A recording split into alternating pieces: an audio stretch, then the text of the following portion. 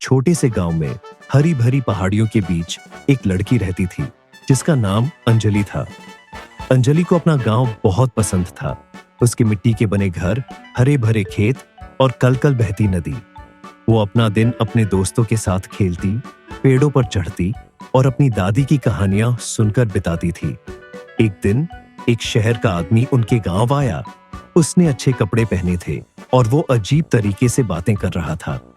उसने गांव वालों से कहा कि वो उनके गांव में एक बड़ी फैक्ट्री बनाना चाहता है।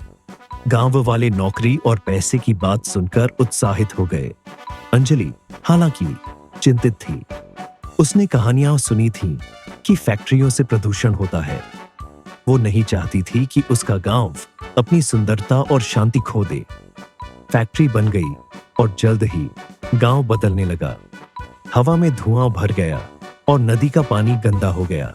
जो गांव वाले फैक्ट्री में काम करते थे वो अक्सर बीमार पड़ जाते थे।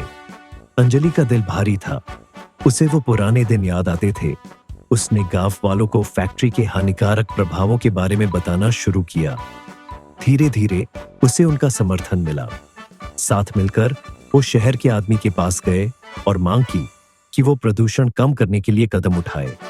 शहर के आदमी ने उनकी दृढ़ता देखकर बदलाव करने के लिए सहमति दी। उसने प्रदूषण नियंत्रण उपकरण लगाए और बेहतर कचरा प्रबंधन प्रथाओं को लागू किया। गांव धीरे धीरे ठीक होने लगा। हवा साफ हो गई और नदी में फिर से चमक आ गई।